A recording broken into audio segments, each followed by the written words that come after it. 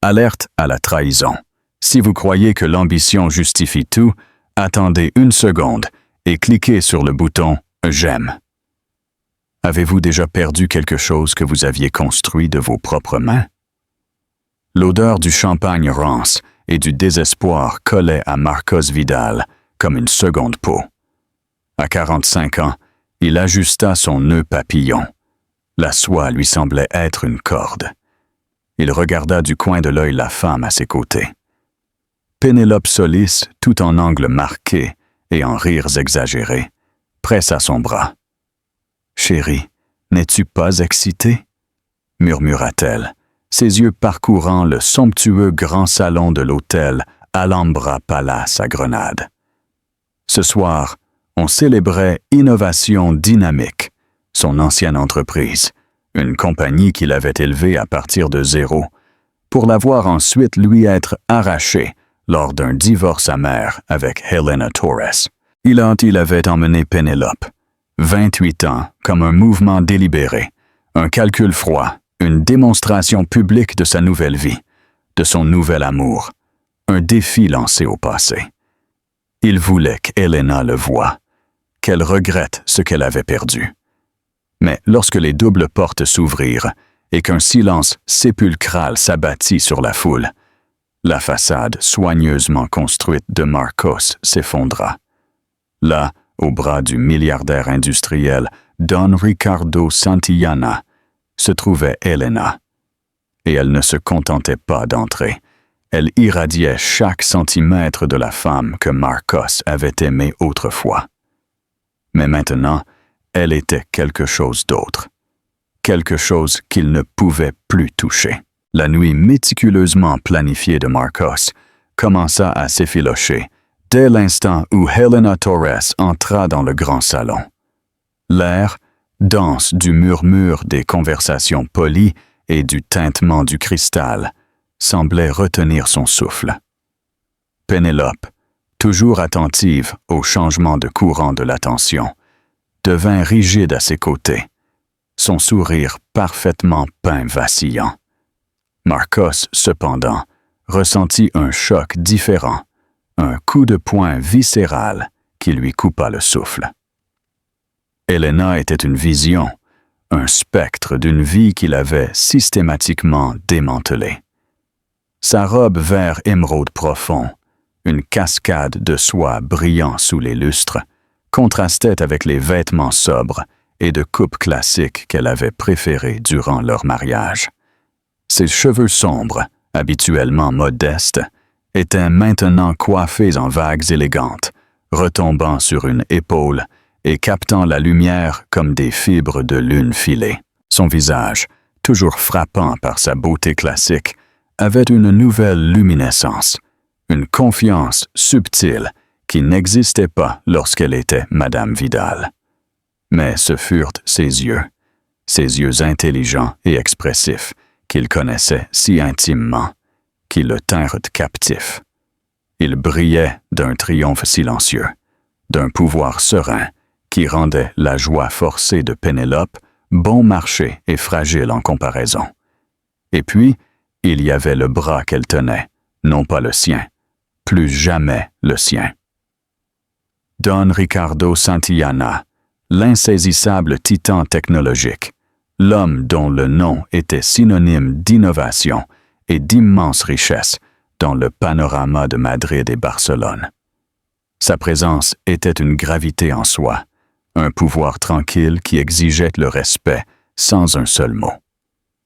Il était plus âgé qu'Helena, peut-être de 15 ans, ses tempes argentées étant le témoignage d'une vie de victoires stratégiques.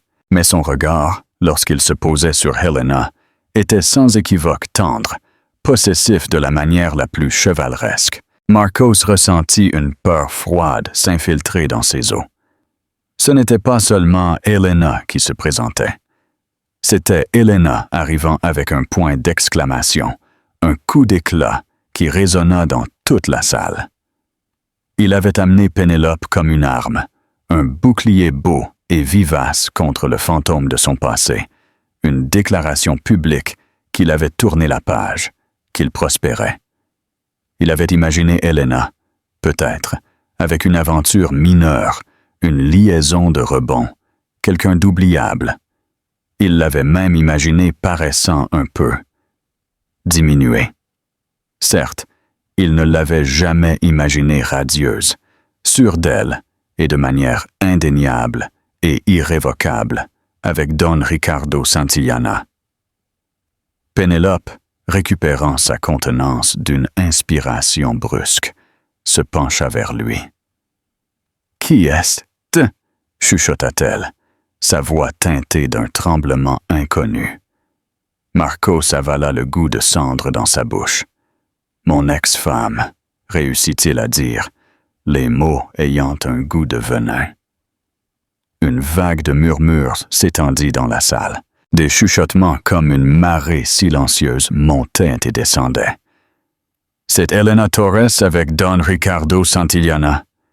J'ai entendu dire qu'elle avait obtenu un bon accord de Vidal. » Les mots, bien que non dirigés vers lui, furent ressentis comme des poignards petits et précis. Marcos s'était toujours enorgueilli de sa réputation, d'être l'homme qui avait tout. Ce soir, cette image soigneusement construite s'écroulait autour de lui, brique par brique, douloureusement. Il vit, hypnotisé et horrifié, comment Helena et Ricardo naviguaient parmi la foule, un foyer d'attention naturelle les suivant. Elle souriait, un sourire authentique, non forcé, qui atteignait ses yeux lorsqu'elle saluait des visages connus. Des visages qui furent autrefois ses amis, ses collègues, ses investisseurs. Il vit les subtils hochements de tête de respect, la chaleur authentique dans leurs salutations. Ce n'était pas seulement le nom Santillana, c'était Helena elle-même, Renée, amplifiée. « Ne la regarde pas, Marcos, » dit Pénélope. Sa voix était un peu trop aiguë, un peu trop forte. Elle tira sur son bras. L'emmenant vers le bar, une tentative désespérée de récupérer son attention, de réaffirmer sa place. Mais son regard restait fixé sur Helena.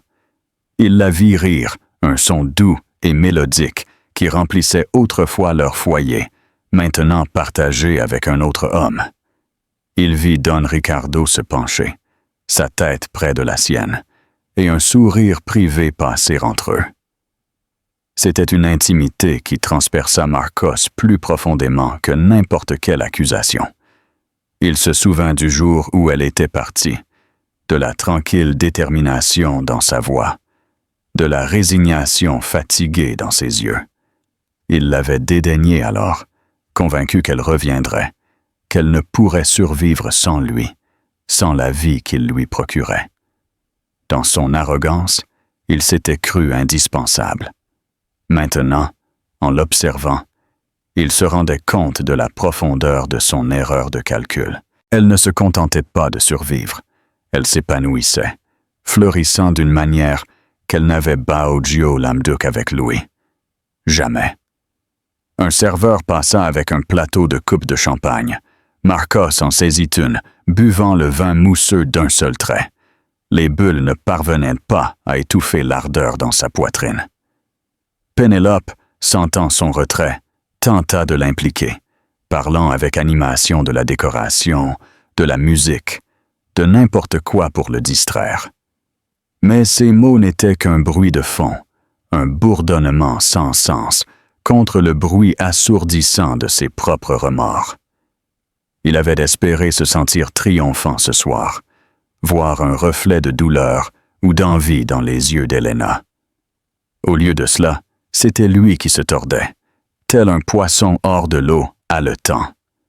Les rôles s'étaient inversés, et le feu des projecteurs qu'il avait si anxieusement cherché lui avait été volé sans effort par la femme qui l'avait abandonné. Abonnez-vous à la chaîne si vous ne voulez pas perdre le lien. Que feriez-vous dans cette situation? Tenteriez-vous de parler à votre ex ou vous retireriez-vous? Laissez-moi vos commentaires. La cérémonie des prix se déroula dans un flou d'applaudissements courtois et de sourires forcés. Marcos, assis à une table en vue avec Pénélope, se surprit à scruter constamment la salle à la recherche d'Helena. Chaque fois que leurs yeux se rencontraient, c'était un moment fugace, presque imperceptible. Il n'y voyait ni colère, ni tristesse, mais une reconnaissance tranquille, presque distante. Cela l'enrageait. Il voulait une réaction, quelque chose qui confirme son importance continue dans son monde, même si c'était négatif. En échange, il obtenait une indifférence polie, une force silencieuse qui le déconcertait plus que n'importe quel éclat. Pénélope, cependant, était loin d'être indifférente. Son choc initial s'était transformé en un ressentiment latent. Elle gardait son bras entrelacé avec celui de Marcos, un geste possessif, et s'engageait dans des conversations trop enthousiastes avec quiconque voulait l'entendre. Sa voix était un peu trop haute, son rire un peu trop fragile. Marcos savait ce qu'elle faisait, marquant son territoire, affirmant son droit. Mais face à la tranquille élégance d'Helena et au pouvoir discret de Don Ricardo Santillana, les efforts de Pénélope semblaient théâtraux, presque désespérés. L'esprit de Marcos dériva vers ses premiers jours avec Helena. Ils s'étaient rencontrés lors d'une conférence universitaire, deux idéalistes ambitieux avec des rêves de changer le monde par la technologie. Elle était une ingénieure logicielle brillante, ingénieuse et pragmatique, équilibrant sa vision illimitée, parfois imprudente. Ensemble, ils avaient bâti innovation dynamique, d'une start-up de garage jusqu'à devenir un acteur formidable de l'industrie technologique. Elle était sa caisse de résonance, sa complice, son ancrage. Il avait pris ses idées, les avait raffinées et les avait présentées nu les siennes, parfois sans crédit complet. Elle ne semblait pas s'en soucier alors, toujours plus intéressée par le travail lui-même que par les éloges. Sa passion était la création, les lignes élégantes de code qui donnaient vie aux idées. La sienne, le feu des projecteurs et le résultat final. Leur mariage, initialement porté par une ambition partagée et une affection sincère, s'était lentement érodé sous les demandes implacables de l'entreprise et l'ego croissant de Marcos. Il commença à voir Helena non comme une associée égale, mais comme une extension de son succès. Une épouse qui le soutenait et qui devait prioriser ses besoins sur les siens. Il commença à tenir pour acquise sa nature tranquille, confondant sa patience avec de la passivité. Puis Pénélope entra en scène. Jeune, ambitieuse et complètement captivée par le charisme et le succès de Marcos, elle avait été stagiaire chez Innovation Dynamique. Elle lui offrit le cocktail choquant d'admiration aveugle et d'adoration juvénile qu'il désirait maintenant. Helena, de plus en plus désillusionnée par la distance émotionnelle de Marcos et son obsession croissante pour la validation externe, avait tenté de se rapprocher de lui. Il y eut des conversations tranquilles, des appels à la connexion, un retour aux rêves partagés qu'ils eurent autrefois. Mais Marcos, profitant de l'éclat de Pénélope, les avait rejetés comme des reproches, comme des charges émotionnelles pour lesquelles il n'avait plus de temps. Le divorce avait été brutal, laissant une cicatrice dans sa vie professionnelle. Helena, étonnamment, s'était battue pour une portion significative de l'entreprise, non par cupidité, mais par un sens féroce de propriété sur le travail auquel elle avait dédié sa vie. Son équipe légale, formidable et inflexible, avait présenté des preuves irréfutables de ses contributions intégrales, de sa propriété intellectuelle, de ses heures inlassables. Marcos, aveuglé par son propre sentiment de trahison va de supériorité, avait sous-estimé sa détermination. Il avait perdu le contrôle de l'entreprise, obligé de vendre ses actions. Le goût amer de la défaite était encore frais dans sa bouche. Maintenant, il travaillait pour un concurrent. Solutions Vertis, un déclassement humiliant qu'il essayait désespérément de cacher. Au fur et à mesure que la cérémonie avançait, Marcos observa comment Don Ricardo Santillana, un homme dont l'empire éclipsait tout ce que Marcos avait construit ou pouvait espérer construire, se penchait et murmurait quelque chose à Helena. Elle sourit, un geste doux et intime, et lui toucha doucement le bras.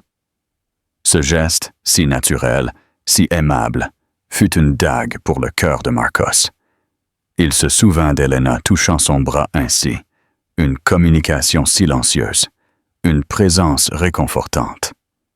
Maintenant, cela appartenait à un autre homme, un homme qui, contrairement à Marcos, semblait apprécier sincèrement la force tranquille et l'esprit brillant qui se cachait sous l'extérieur d'Helena. Lorsqu'on annonça le prix pour la contribution exceptionnelle à l'innovation technologique, Marcos ressentit une vague d'orgueil, un moment fugace où il pensa que peut-être il pourrait encore être reconnu. C'était un prix qu'il avait convoité durant des années, croyant que c'était la validation ultime de sa vision. Mais la voix du présentateur, claire et résonnante, appela un nom différent. Et le lauréat du prix de la contribution exceptionnelle à l'innovation technologique de cette année est Don Ricardo Santillana, pour son travail pionnier avec le projet Chimère et pour l'esprit brillant derrière ses algorithmes centraux. Helena Torres. Un souffle collectif parcourut la salle, suivi rapidement d'une ovation debout tonitruante. Marcos sentit le sang se retirer de son visage. Helena, non seulement avec Santillana, mais avec lui, partageant la scène, partageant la reconnaissance. Le projet Chimère, il en avait entendu des murmures, une initiative d'IA révolutionnaire, mais il n'avait pas lié Helena à cela. Son ex-femme, tranquille et sous-estimée, ne se contentait pas de survivre. Elle copilotait un projet avec un titan, un projet qui changeait clairement le panorama de son industrie. Pénélope lui serra le bras, ses ongles s'enfonçant dans sa chair. « Qu'est-ce que c'est que ça, Marcos ?» chuchota-t-elle, sa voix à peine audible par-dessus les applaudissements. Marcos ne pouvait que fixer la scène, son monde basculant sur son axe. Il vit comment Helena, élégante et sereine, monta sur scène avec Ricardo. Elle accepta le prix avec une dignité tranquille. Ses yeux parcoururent la foule, rencontrant finalement ceux de Marcos. Il n'y avait ni malice ni triomphe, seulement un regard ferme et inébranlable qui semblait traverser ses défenses soigneusement construites. À ce moment, il se sentit totalement et complètement exposé. L'architecte de sa propre perte, debout au milieu des ruines de son orgueil, observant la femme qu'il avait quittée briller plus qu'il ne l'avait jamais fait. Le fantôme du glamour n'était pas seulement revenu. Il avait pris le centre de la scène, illuminé par un projecteur que Marcos crut autrefois être exclusivement le sien. Helena se tint sur la scène, le lourd prix poli et froid contre ses doigts, et ressentit une étrange sensation d'irréalité. Les applaudissements étaient assourdissants, une vague de son qui l'excitait et l'humiliait à la fois. À ses côtés, la main de Don Ricardo Santillana se posa brièvement sur le bas de son dos, un geste de soutien silencieux et de victoire partagée.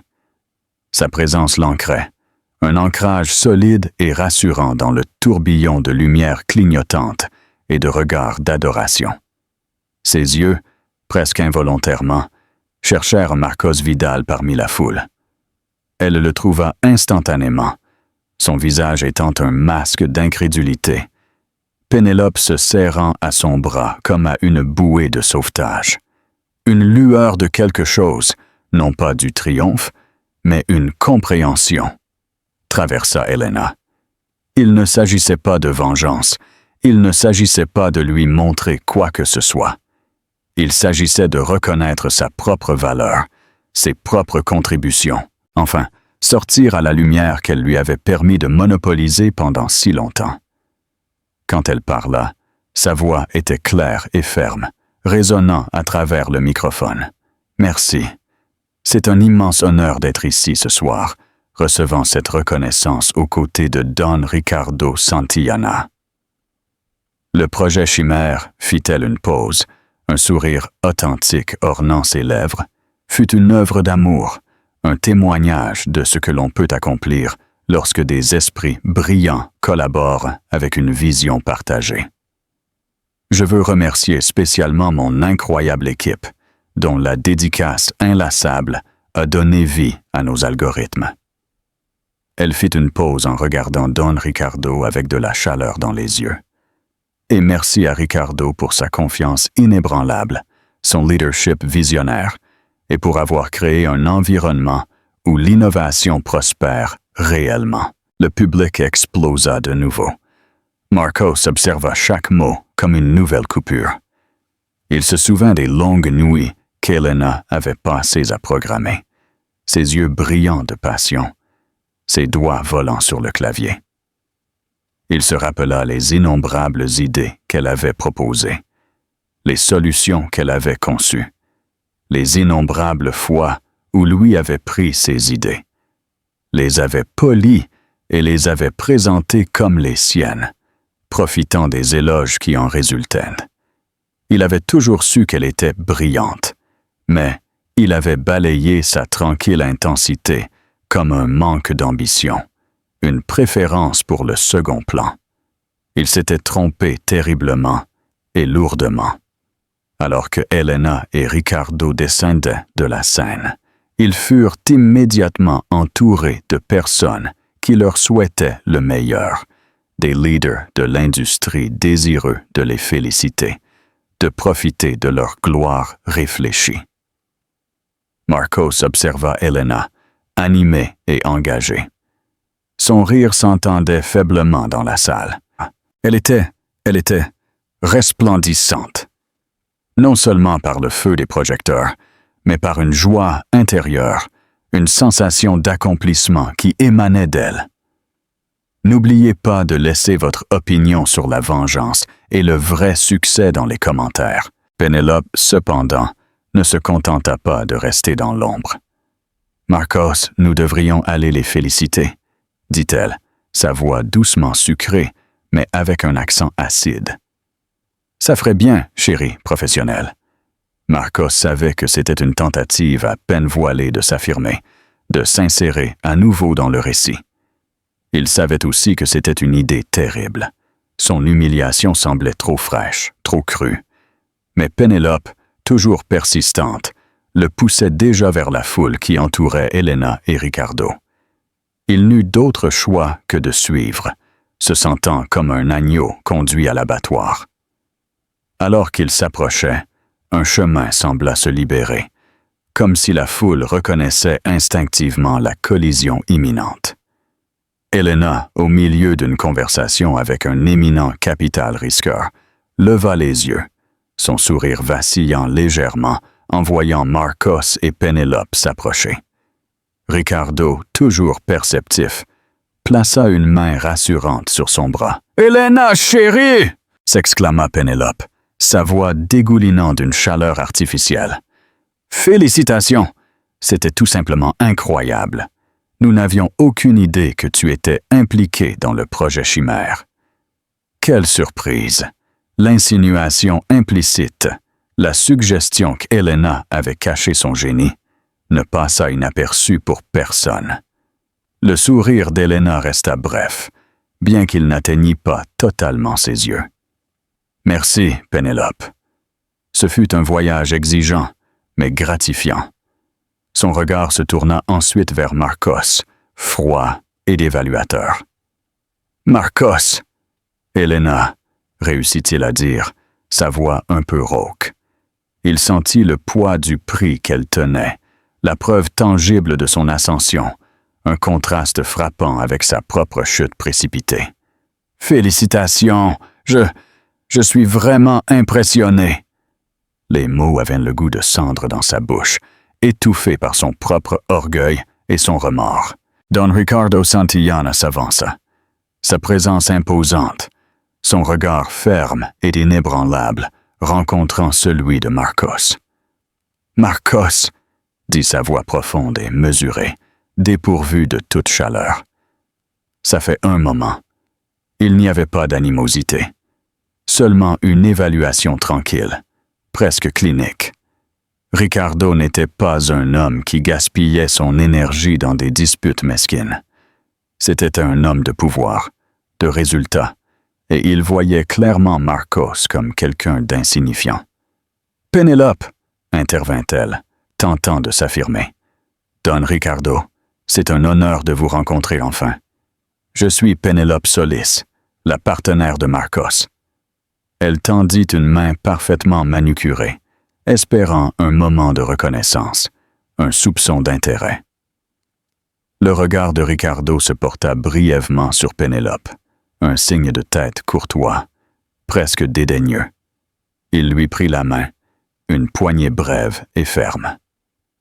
Puis son attention revint vers Helena, son focus inébranlable. Ce fut un désastre subtil, mais dévastateur.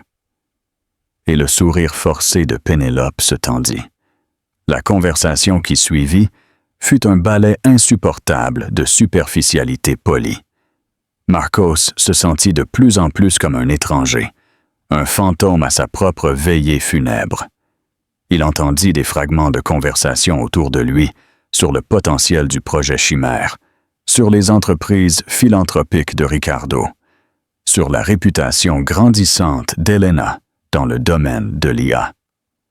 Il se rendit compte, avec une clarté nauséabonde, qu'il ne faisait plus partie de ce monde, de ce cercle de vrais innovateurs. Il était simplement un observateur relégué à la périphérie, une relique d'un passé qu'Helena avait transcendé avec grâce et pouvoir. Lorsqu'ils s'excusèrent enfin, Marcos ressentit une profonde sensation d'épuisement, une fatigue de l'âme qui n'avait rien à voir avec l'heure tardive. Il était allé à la fête pour faire une déclaration, pour démontrer sa résurgence, pour diminuer Helena. Au lieu de cela, il avait été diminué, exposé et complètement éclipsé. En s'éloignant, l'emprise de Pénélope sur son bras n'était plus possessive, mais presque désespérée. Son triomphe initial d'être le cavalier de Marcos s'était figé en un ressentiment amer. Elle avait voulu être vue comme la nouvelle et glamour Madame Vidal, mais Helena avait volé la vedette sans effort, non par malice, mais par un génie pur et indéniable. Le poids du prix d'or dans les mains d'Helena semblait plus lourd que n'importe quelle charge que Marcos eût portée, car il représentait non seulement son succès à elle, mais la preuve douloureuse et irréfutable de sa propre perte profonde et auto-infligée. La fête continua, mais pour Marcos, la célébration était terminée, son orgueil détruit. Le trajet pour rentrer chez lui fut d'un silence étouffant. Pénélope, habituellement effervescente, était éteinte, sa vivacité précédente remplacée par une tension palpable. Marcos, encore assommé par les événements de la nuit, regarda par la fenêtre les lumières floues de la ville. Chaque éclat rappelait l'ascension brillante d'Helena. Il pouvait sentir la colère de Pénélope irradier à ses côtés, une accusation silencieuse qu'il savait mériter. Finalement, alors qu'ils s'arrêtaient dans l'entrée de leur élégante et moderne maison, une maison qu'ils luttaient maintenant pour maintenir après l'accord de divorce, Pénélope brisa le silence. « C'était humiliant, Marcos, » affirma-t-elle, sa voix tendue par une furie réprimée. « Tu m'as dit qu'elle était insignifiante. Tu m'as dit que ce n'était qu'une ex-femme amère s'accrochant à tes basques. » Marcos se recroquevilla. « Elle l'était, » répliqua-t-il, bien qu'en le disant, le mensonge eut un goût rance. Évidemment, elle profite seulement de la réputation de Santillana. Tout le monde sait qu'il soutient des projets prometteurs. « N'insulte pas mon intelligence, Marcos, » dit Pénélope, se tournant pour le voir, ses yeux brillants. « Tu l'as vu là-haut? Tu as entendu les applaudissements? Ce n'était pas seulement pour Santillana, c'était pour elle. Ce n'est pas seulement une ex-femme amère, c'est une force. Et elle m'a fait passer pour une idiote absolue en me promenant comme si j'étais une sorte de trophée. » Ces mots, bien que durs, étaient indéniablement justes. Marcos, en effet, avait vu Pénélope comme un trophée, un symbole visible de sa supposée récupération, de sa nouvelle vie. Il avait sous-estimé Helena et en le faisant, il avait entraîné Pénélope dans son drame amer, tentant d'infliger une blessure à son ex-femme. « Il n'a jamais été question de toi, Pénélope, » dit Marcos, se massant les tempes, un mal de tête fleurissant derrière ses yeux. C'était une question d'affaires. « D'affaires ?» se moqua Pénélope. Un rire sans humour s'échappa de ses lèvres. « Ton affaire ce soir a été de me faire sentir comme un prix de consolation. Ils savent qu'elle est partie avec la moitié d'Innovation Dynamique et maintenant, elle travaille avec Don Ricardo Santillana. Alors que toi, quoi? Tu essaies de revenir dans une entreprise plus petite? » L'honnêteté brutale de ces mots le cingla. Chaque syllabe était une confirmation de ses peurs les plus profondes. Il était en difficulté. Il luttait pour se rétablir, essayant de reconstruire un empire qu'il avait fait s'effondrer non seulement financièrement, mais éthiquement. Le divorce avait exposé ses tactiques impitoyables, sa tendance à s'attribuer le mérite, son mépris désinvolte pour les contributions d'Helena. Sa réputation, autrefois impeccable, était maintenant ternie, murmurée dans les salles de conseil et les conférences de l'industrie.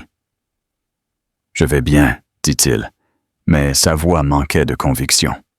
« Tu vas bien ?» défia Pénélope, son regard perçant. « Parce que ce soir, ce n'était certainement pas l'impression que tu donnais. Tu bouillonnais. Tu étais obsédé par elle. Et, franchement, c'est épuisant, Marcos. Je ne suis pas ici pour être un accessoire dans ton fantasme de vengeance. » Ces mots le frappèrent fort. Il avait été si consumé par son propre orgueil blessé, par le désir de prouver sa valeur, qu'il n'avait pas considéré la perspective de Pénélope, ses sentiments. Il l'avait utilisée, et maintenant, elle le lui reprochait.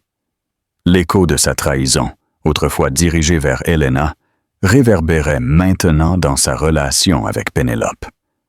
La discussion s'intensifia en entrant dans la maison. L'intérieur stérile et moderne semblait froid et peu accueillant. Pénélope l'accusa d'être émotionnellement indisponible, d'être consumée par son passé, de l'utiliser comme distraction. Marcos, sur la défensive et blessé, répliqua en l'accusant d'être superficiel, de ne se soucier que des apparences.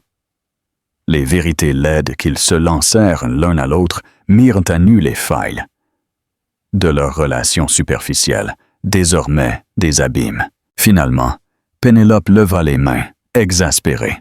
« Tu sais quoi, Marcos? Je suis fatiguée. Je suis fatiguée de rivaliser avec un fantôme. Je suis fatiguée d'être le second choix pour ton obsession avec Helena. Tu peux résoudre tes problèmes tout seul. » Sur ce, elle se tourna et s'éloigna.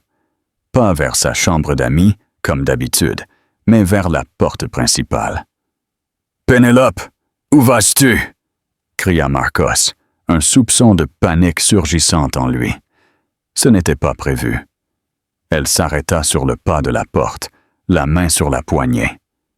Quelque part où on ne me rappelle pas constamment le passé de quelqu'un d'autre et son incapacité à aller de l'avant. Adieu, Marcos. La porte se ferma brusquement, laissant Marcos seul dans la maison silencieuse et vide. L'écho de la porte fut plus fort que n'importe lequel des mots de colère de Pénélope. Maintenant, il était véritablement seul. Son amante, son symbole soigneusement choisi de sa nouvelle vie, était parti, le laissant face aux décombres de sa propre création. Il s'affala sur le luxueux canapé en cuir, le silence l'oppressant, amplifiant le chaos dans son esprit. Il pensa à Helena, son ombre radieuse, son port assuré, sa victoire partagée avec Don Ricardo Santillana. Il pensa aux accusations de Pénélope, sa description crue de sa réalité actuelle. Et puis, il pensa à lui-même, l'homme qui crut un jour être invincible, l'homme qui avait renoncé à l'amour et à l'association authentique pour une admiration fugace et des émotions superficielles. Le goût amer du remords remplit sa bouche, un compagnon familier qu'il avait tenté de noyer avec l'ambition et la distraction. Il avait orchestré sa propre chute, méticuleusement, en déchirant les fils mêmes de son bonheur et de son succès.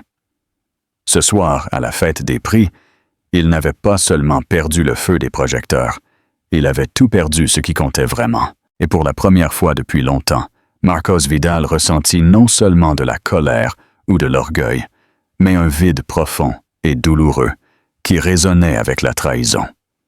L'écho de la trahison n'était pas seulement dans les mots de Pénélope, il était dans les chambres vides de son propre cœur. Si vous valorisez l'intégrité sur l'ego, donnez un « j'aime » à cette vidéo. Croyez-vous que Marcos puisse se racheter? Les semaines se transformèrent en mois, chacun plus lourd que le précédent pour Marcos. L'humiliation était à la fois publique et émotionnelle.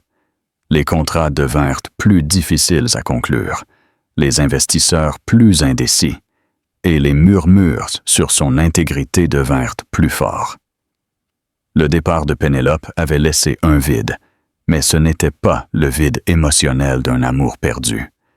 C'était la glaçante compréhension qu'il était, véritablement et complètement seul. Le confort superficiel qu'elle procurait avait disparu, le laissant face au fantôme de son passé, le fantôme d'Helena. Il se surprit à consulter fréquemment des articles de presse, des rapports de l'industrie, tout ce qui mentionnait le projet Chimère. Chaque mention d'Helena Torres et de Don Ricardo Santillana ensemble, chaque nouveau jalon annoncé par leur entreprise, était ressenti comme une plaie fraîche. Il dévorait chaque détail, une fascination morbide s'emparant de lui.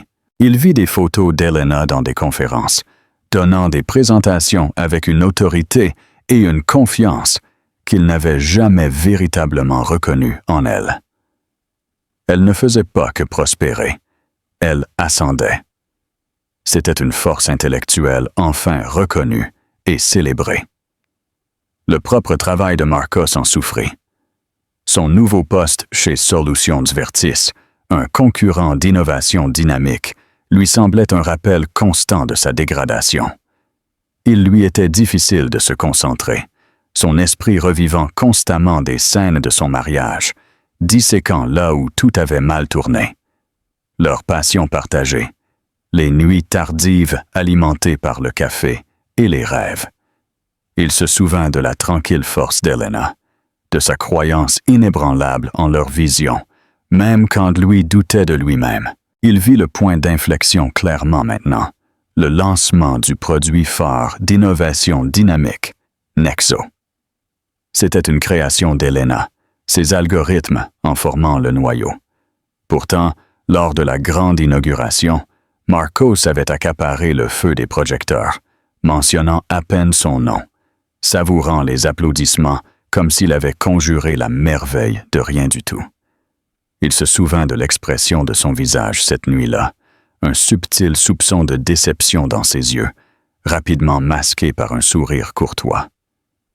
Il l'avait balayé alors, trop ivre de son propre succès pour remarquer l'érosion silencieuse de leur lien. Le déséquilibre de pouvoir qui s'était lentement infiltré dans leur relation avait inévitablement empoisonné leur relation personnelle.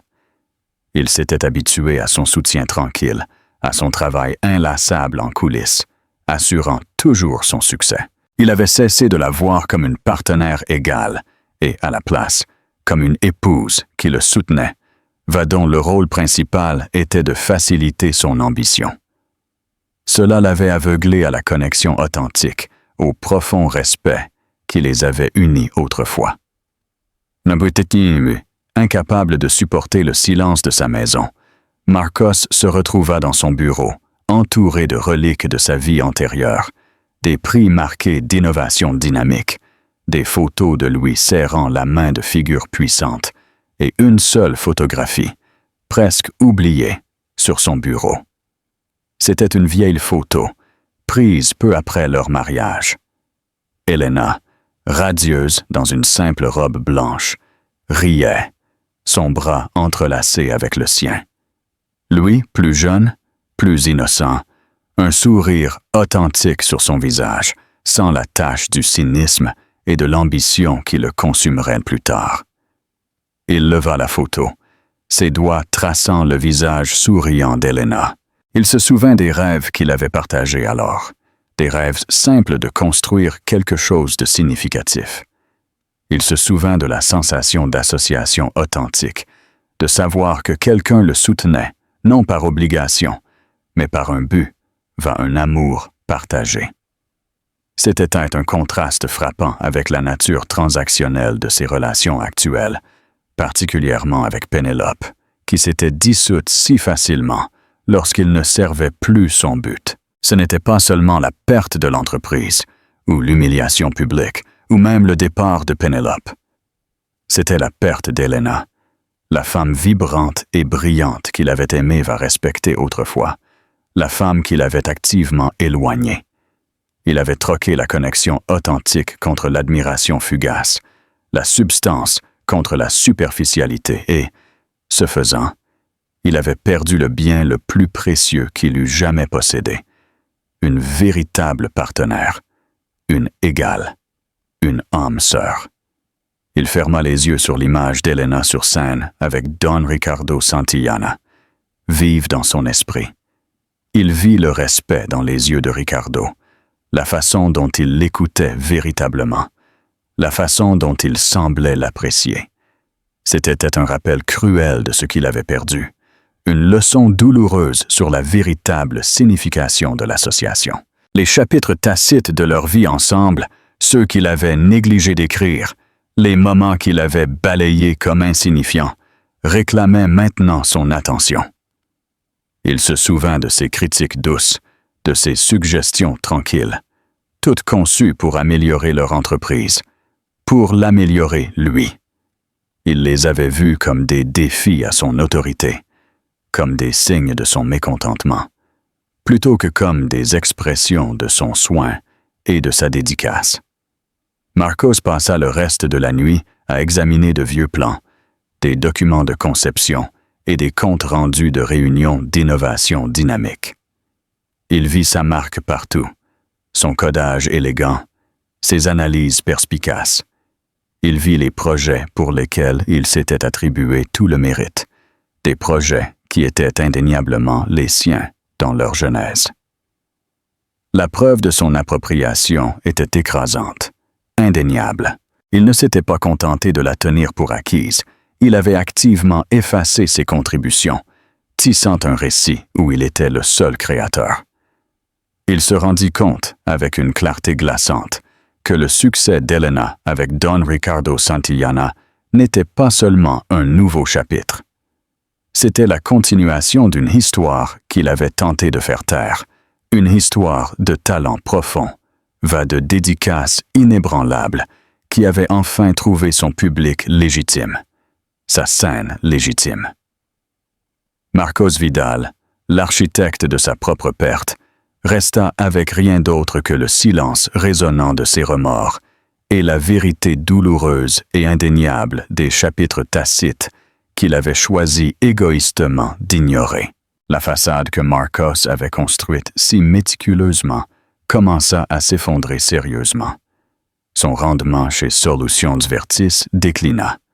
Son esprit, autrefois aiguisé, piégé dans un cycle implacable de remords et d'auto-récrimination, se retrouva à s'en prendre à ses collègues, manquant les délais et prenant des décisions de plus en plus imprudentes.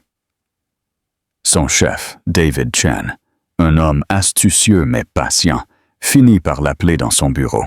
« Marcos, » commença David, son ton mesuré. « Nous devons parler. Vos chiffres sont bas. Votre équipe rapporte des problèmes de morale, et franchement, votre concentration n'est pas là où elle devrait être. » Marcos se hérissa, sa réaction immédiate étant défensive. « Je gère quelques affaires personnelles, David. Cela n'affectera pas mon travail à long terme. » David se renfrogna dans sa chaise, son regard inébranlable. « Malheureusement, Marcos, c'est déjà le cas et, franchement, cela impacte votre département. J'ai entendu les murmures, Marcos. Tout le monde sait pour votre divorce, pour Helena Torres, pour le projet Chimère. C'est difficile de l'ignorer quand votre ex-femme domine les titres avec une initiative DAIA pionnière, alors que vous êtes, eh bien, vous êtes ici. » Les 3 derniers mots flottèrent dans l'air, lourds d'un jugement tacite. « Vous êtes assez bon en ce moment, Marcos, » dit David, sa voix ferme. « Vous avez été engagé ici pour votre succès passé, votre réputation chez Innovation Dynamique. Mais ce qui vous a fait réussir alors semble être ce qui vous entrave maintenant. Cette obsession pour Helena Torres vous consume. Marcos voulut le nier, le balayer comme de la jalousie professionnelle, mais il ne le put pas. La vérité des mots de David traversa ses défenses. Il était consumé. À chaque moment de veille, le succès d'Helena, sa présence radieuse, le pouvoir silencieux de Don Ricardo Santillana. Tout se reproduisait en boucle dans son esprit, un rappel constant et agonisant de ce qu'il avait perdu. « Qu'est-ce que tu veux que je fasse, David ?» demanda Marcos, la voix tendue. David soupira, une note authentique d'inquiétude dans sa voix. « Je veux que tu fasses le point, Marcos. Je veux que tu te concentres sur ton travail, sur ton équipe. Je veux que tu lâches le passé. Si tu n'y arrives pas, je crains que cela ne va pas fonctionner. » C'était un ultimatum. Délivré avec une tranquille résignation qui, d'une certaine manière, semblait plus dévastatrice qu'un éclat de colère. Marcos savait que David avait raison. Il était au bord d'un autre désastre professionnel, et cette fois, il n'y aurait pas de filet de sécurité, pas d'empire familial vers lequel se tourner. En sortant du bureau de David, Marcos ressentit une profonde sensation de désespoir. Il s'était toujours enorgueilli de son contrôle, de sa capacité à manipuler les situations en sa faveur.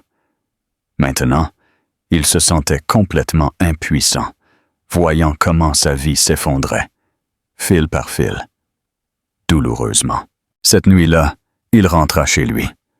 Pas dans la maison stérile et moderne, qui semblait trop grande et trop vide, mais dans son ancien appartement, celui qu'il possédait avant qu'Innovation Dynamique ne décolle, avant l'opulence et la grandeur.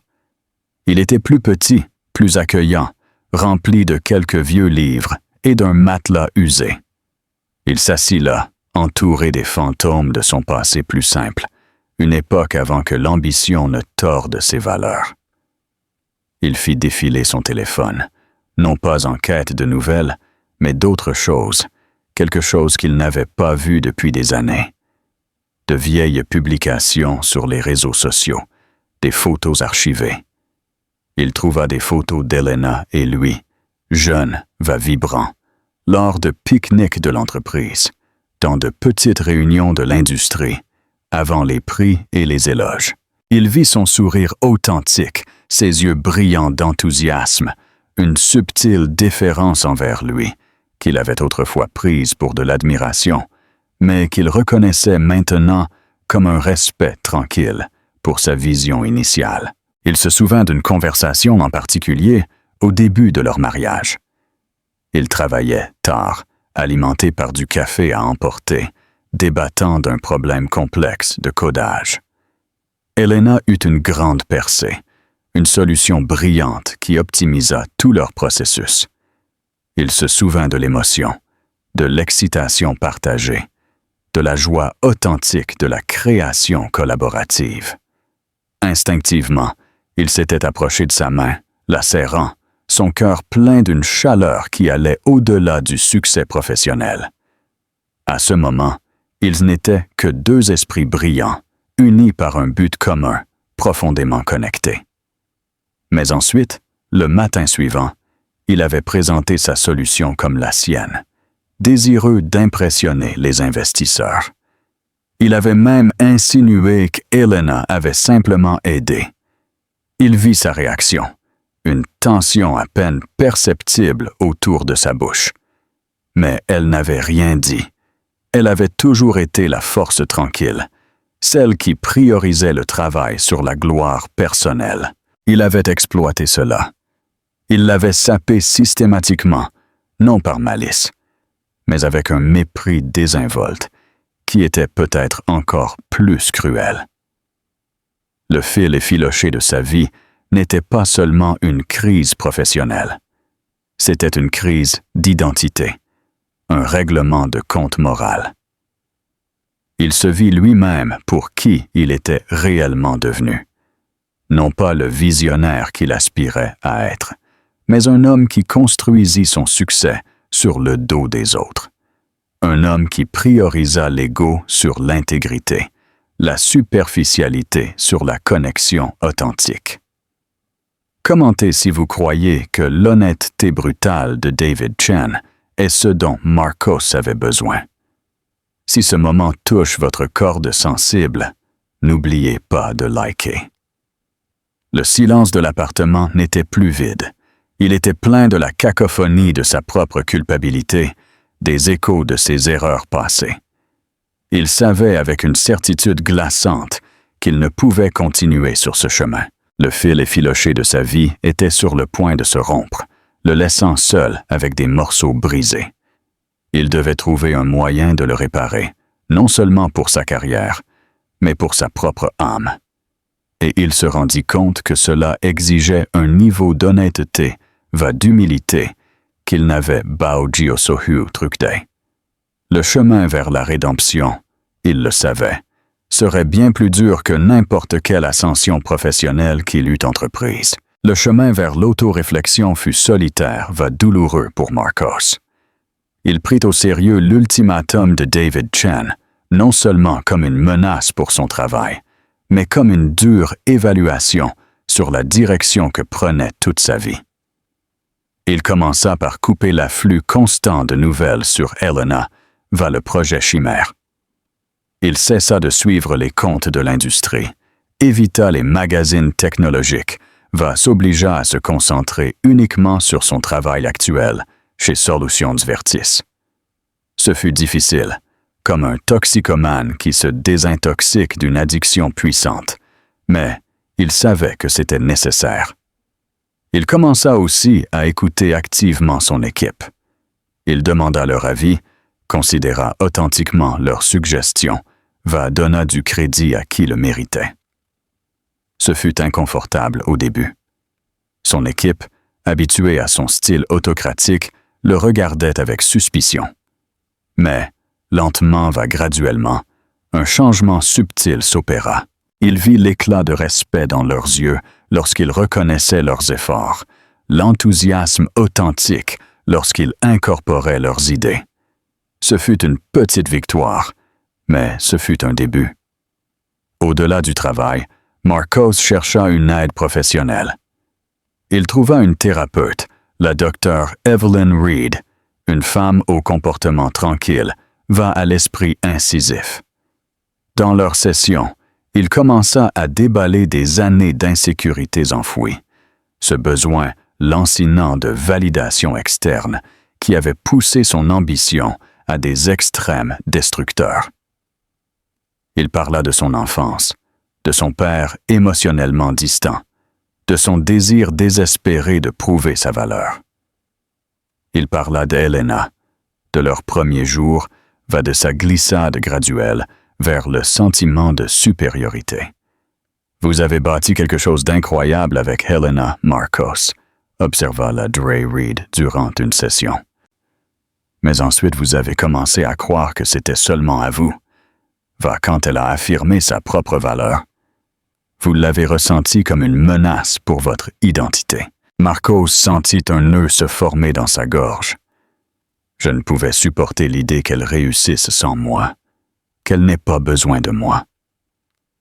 Il ne s'agissait pas qu'elle ait besoin de vous, Marcos, corrigea doucement la Dre Reed. Il s'agissait que vous aviez besoin de contrôler le récit, d'être le seul protagoniste. La vérité de ces mots résonna profondément. Il avait tellement peur d'être ordinaire, de ne pas être exceptionnel, qu'il avait éteint la lumière de quiconque l'entourait, particulièrement Helena, pour que la sienne brille davantage.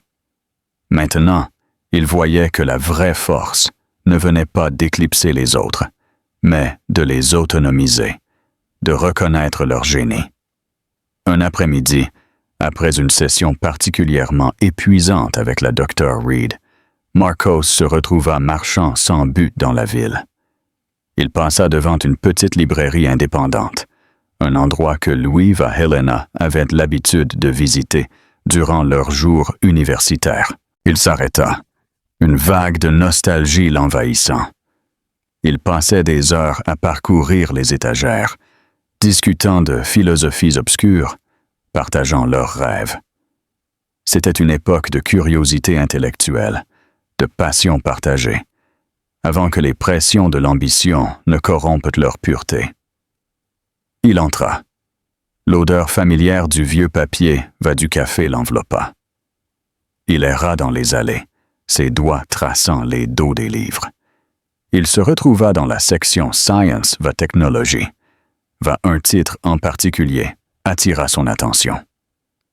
Un nouveau livre sur les implications éthiques de l'IA avancée, coécrit par Don Ricardo Santillana Helena Torres. Son cœur lui donna un coup douloureux. Il hésita, puis prit le livre. Son nom, en gravats clair sur la couverture, se sentit comme une déclaration puissante. Il parcourut les pages, voyant sa recherche méticuleuse, ses arguments perspicaces. Il ne s'agissait pas seulement de codage, il s'agissait de donner forme au futur, de responsabilité éthique. Il se souvint de sa passion pour le côté philosophique de la technologie, une passion qu'il avait balayée comme étant académique impraticable. Maintenant, c'était sa force, sa contribution à une conversation plus large, plus significative. Il acheta le livre, une reconnaissance silencieuse de sa croissance continue, de son impact indéniable. Il le lut du début à la fin durant les jours suivants, non pas avec ressentiment, mais avec une sensation croissante de respect. Il vit la profondeur de sa pensée, la clarté de sa vision, l'intégrité qui imprégnait chaque page. Elle n'était pas seulement une ingénieure brillante, elle était une leader réfléchie, une véritable visionnaire. Son travail chez Solutions Advertis commença à s'améliorer lentement. Il était plus collaboratif, plus engagé. Son équipe répondit positivement. Il n'était pas revenu à sa gloire d'antan, mais il construisait quelque chose de neuf, quelque chose avec intégrité. Il initia même un petit projet interne, donnant tout le crédit à un développeur junior pour son idée centrale, le guidant durant son exécution. La satisfaction qu'il ressentit en voyant briller quelqu'un d'autre, en contribuant authentiquement à sa croissance, était un sentiment qu'il n'avait pas expérimenté depuis des années. C'était un type de succès différent, plus tranquille, plus significatif. Il pensait encore à Helena. Mais ses pensées n'étaient plus tissées d'amertume ou d'envie. Elles étaient tissées d'un profond remords pour ce qu'il avait perdu, mais aussi avec une sensation croissante d'appréciation pour la femme remarquable qu'elle était. Il reconnut que son succès n'était pas un affront personnel, mais un témoignage de son génie inhérent. Un génie qu'il avait été trop aveugle, trop consumé par son propre ego, pour reconnaître va apprécier complètement. Marcos plantait lentement, va douloureusement les graines de sa propre rédemption. Ce fut un processus long va ardu, se dépouillant d'années d'arrogance enracinée va d'auto-tromperie. Il savait qu'il ne récupérerait peut-être Bao'Gio ce qu'il avait perdu avec Helena, que certains ponts étaient brûlés sans possibilité de réparation. Mais il savait aussi qu'il devait essayer, non pas pour elle, non pas pour sa carrière, mais pour lui-même, pour redevenir l'homme qu'il fut autrefois. Va peut-être un homme meilleur qu'il ne l'avait Bao'Gio été. Le chemin était incertain, mais pour la première fois depuis longtemps, Marcos Vidal ressentit une lueur d'espoir, une calme détermination à réécrire le récit de sa vie, non pas comme l'histoire d'un titan déchu, mais comme le voyage d'un homme qui a enfin trouvé le chemin du retour vers lui-même. Des mois plus tard, Marcos se retrouva assistant à un événement de réseautage de l'industrie plus petit va intime. C'était loin de la brillante cérémonie des prix à l'Alhambra, un choix délibéré de sa part pour éviter les environnements à haut risque va à haut égo qui avaient autrefois alimenté son ambition. Il était là pour se connecter authentiquement, pour apprendre, pour contribuer, non pour rivaliser. Son travail chez Solutions Virtis s'améliorait constamment. Va David Chen avait récemment loué son approche renouvelée, va son esprit de collaboration. Marcos était encore en train de reconstruire, mais les fondations semblaient solides, bâties sur l'humilité plutôt que sur l'arrogance. Il était au milieu d'une discussion sur le développement durable de l'IA quand il ressentit un frisson familier. Un silence s'empara d'un petit groupe de personnes près de l'entrée. Va une vague de tranquille admiration s'étendit dans la salle. Le regard de Marcos fut attiré, presque instinctivement, vers la source. Là se tenait-elle, Helena Torres. Cette fois, elle n'était pas avec Don Ricardo Santillana, mais avec ses collègues animés, sa posture détendue, un sourire authentique illuminant son visage. Elle était vêtue avec élégance, mais simplicité. Un tailleur pantalon sombre qui exsudait une autorité tranquille. Sa présence attirait encore l'attention, mais c'était un type d'attention différent maintenant. Non pas l'excitation de l'inattendu, mais la reconnaissance respectueuse d'un esprit célébré. Il ressentit une oppression familière dans la poitrine, mais elle était différente cette fois. Moins de ressentiment brûlant, plus une tranquille pointe de nostalgie que les choses se soient passées ainsi. Il remarqua la façon dont les jeunes développeurs se penchaient quand elle parlait, absorbant ses paroles, leur visage enflammé par l'inspiration. Il vit la chaleur authentique dans ces interactions, ce qui faisait que chaque personne se sentait vue, va écouter. C'était un contraste frappant avec son propre comportement passé, où il voyait souvent les collègues juniors comme des échelons dans son ascension vers le succès. Il envisagea de l'éviter, se souvenant de leur dernière rencontre, de son humiliation publique. Cela cuisait encore, mais quelque chose avait changé en lui. Il ne ressentait plus le besoin désespéré de prouver sa valeur, de rivaliser. Il ressentait une calme détermination, un désir, peut-être, de conclusion, d'une opportunité pour reconnaître la personne qu'elle était devenue, la personne qu'il s'efforçait d'être. Respirant profondément, Marcos marcha vers elle. Il se déplaça lentement. Elle n'eut pas le temps de le remarquer. Elle riait, la tête renversée en arrière, un son qui réveilla une tendresse latente en lui. Alors, leurs yeux se rencontrèrent. Son sourire vacilla pendant une fraction de seconde, un fantôme fugace de douleur passée. Mais ensuite, il s'installa dans une expression polie va sereine. Il n'y avait ni colère, ni triomphe, juste une reconnaissance tranquille. Helena, dit Marcos, sa voix un peu plus douce qu'il ne le prétendait. Marcos, répondit-elle, sa voix ferme, sans trahir d'émotion. Les jeunes développeurs autour d'elle se turent, sentant l'histoire tacite entre eux. Il hésita, cherchant les mots adéquats. Il avait vécu ce moment d'innombrables fois dans son esprit, imaginant de grandes excuses, des explications éloquentes. Mais maintenant, devant sa force tranquille, tous ces grands gestes semblaient vides. Je voulais te féliciter de nouveau, commença-t-il, faisant un geste vague vers la conversation sur l'éthique de l'IA, vers le livre, vers le projet Chimère. Vraiment, tu as bâti quelque chose de remarquable. Il tenta d'infuser une sincérité authentique dans sa voix, de transmettre le profond changement dans sa perspective. Le regard d'Helena s'adoucit légèrement, une lueur de surprise dans ses yeux. Merci, Marcos. Ce fut un effort collectif. Il changea de position, se sentant soudainement inconfortable, aiguement conscient des curieux.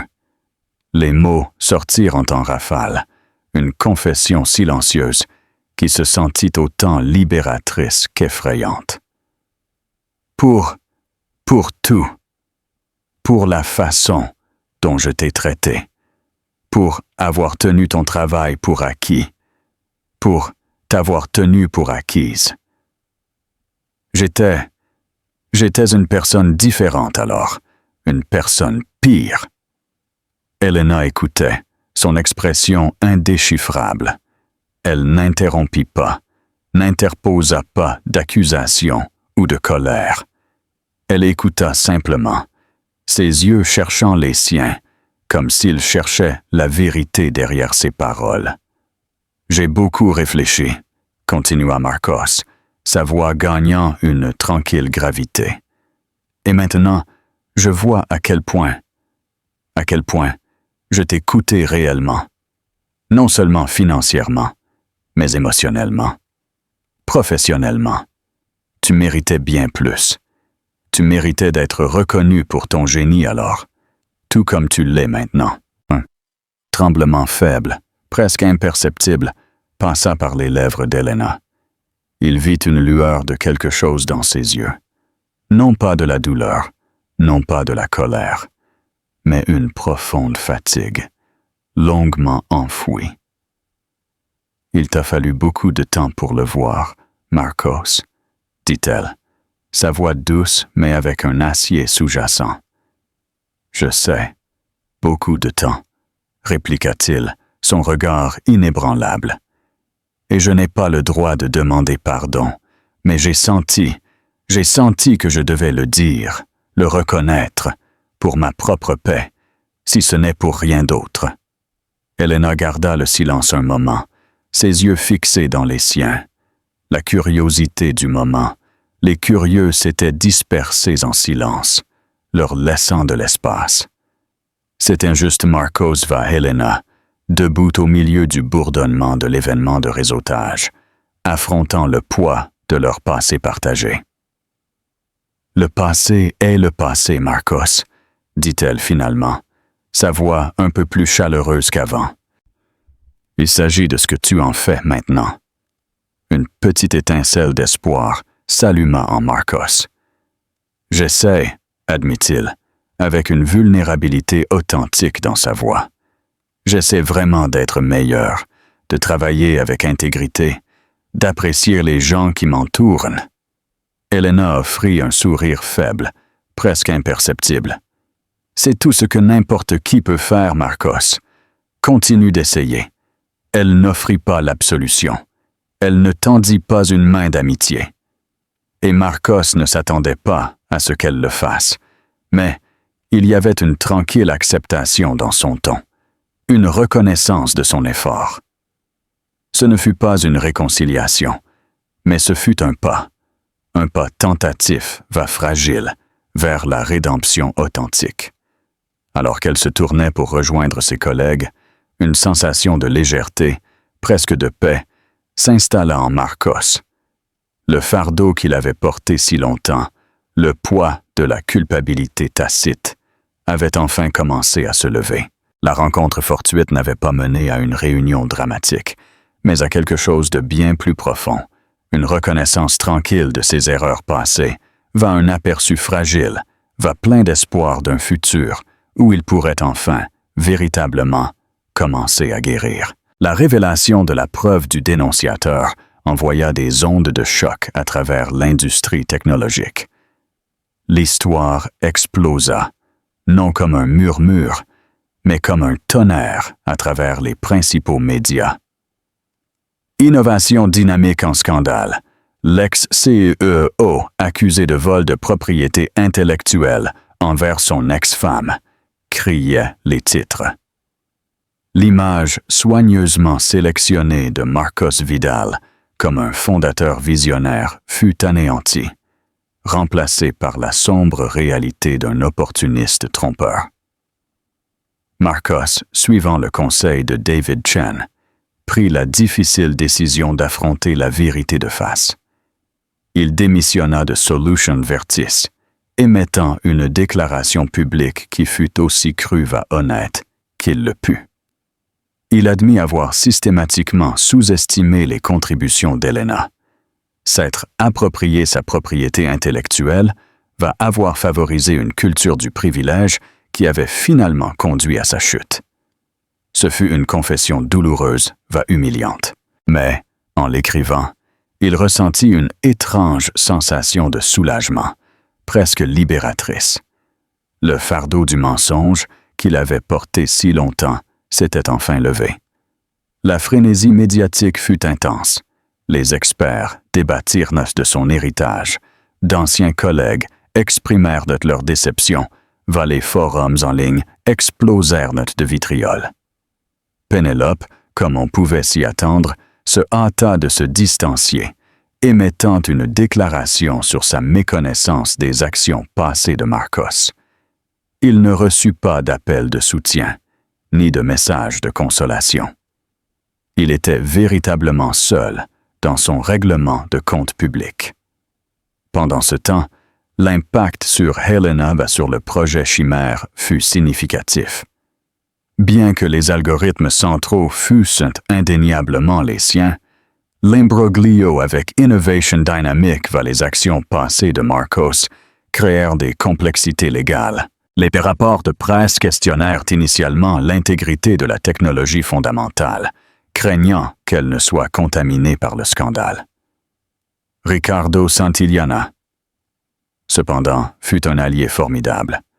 Rapide sans équivoque, il défendit Helena, émettant une déclaration qui non seulement confirma son génie singulier, mais exprima aussi son soutien sa confiance inébranlable.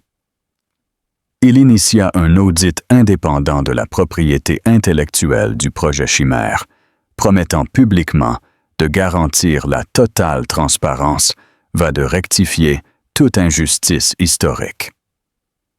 Helena, dans sa posture caractéristique, s'adressa aux médias avec grâce et dignité. Elle reconnut la douloureuse vérité des actions de Marcos, mais se concentra sur le futur, sur l'intégrité de son travail, sur le développement éthique de l'IA. Elle n'exprima pas audio d'amertume ou de colère envers Marcos, choisissant au contraire de canaliser son énergie pour protéger le projet Chimère, réaffirmer son engagement envers la société. Sa force tranquille, son focus inébranlable, solidifièrent encore davantage sa réputation de leader formidable, de femme d'une immense intégrité. Marcos observa depuis la barrière, observateur silencieux du chaos qu'il avait provoqué. Il vit Helena une fois de plus naviguer dans une tempête avec une boussole inébranlable. Il ressentit un profond remords, non seulement pour le dommage qu'il avait fait à sa propre vie, mais pour la charge additionnelle qu'il lui avait imposée.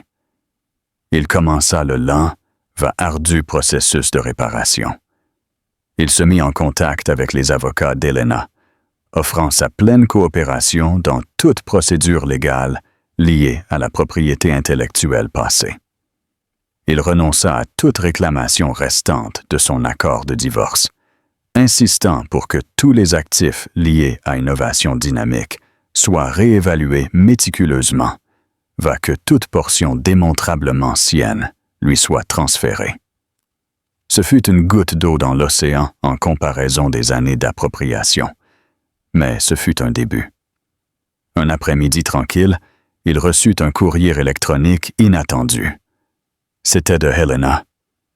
Son cœur battit avec force en l'ouvrant. Le courrier électronique était court, formel, mais non dépourvu d'une reconnaissance silencieuse. Elle le remerciait de sa coopération avec les équipes légales, va de sa déclaration publique. Elle n'offrit pas de pardon. Elle ne suggéra pas de réconciliation. Mais, à la fin, il y avait une seule phrase qui le laissa pantois. « J'espère que cela te permettra de recommencer véritablement, Marcos. » Ce n'était pas l'absolution, mais c'était une libération, une reconnaissance silencieuse de son voyage, une permission tacite pour avancer. Ce fut, à sa façon, un acte de grâce profonde. Marcos ferma son ordinateur portable, les larmes lui piquant les yeux. Il avait tout perdu. Son entreprise, sa réputation, ses relations. Mais, dans le processus, il avait trouvé quelque chose de bien plus précieux. Lui-même. Il avait enlevé les couches d'ego va d'ambition, révélant l'homme insécure va défectueux qu'il y avait en dessous. Dans cette honnêteté crue, il trouva les graines de la rédemption authentique. Il savait que le chemin à venir serait long.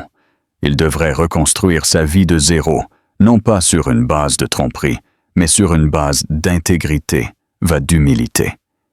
Il n'atteindrait probablement Baodio le même niveau d'acclamation publique, mais il ne le désirait plus.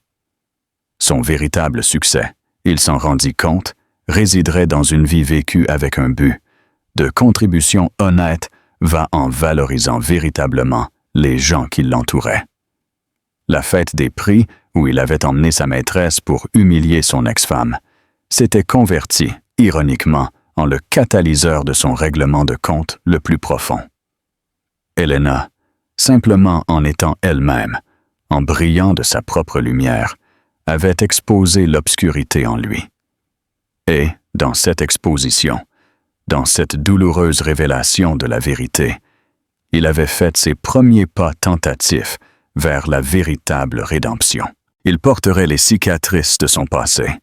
Mais, pour la première fois depuis longtemps, il se sentit capable d'affronter le futur, non pas comme un titan, mais comme un homme, enfin, véritablement libre.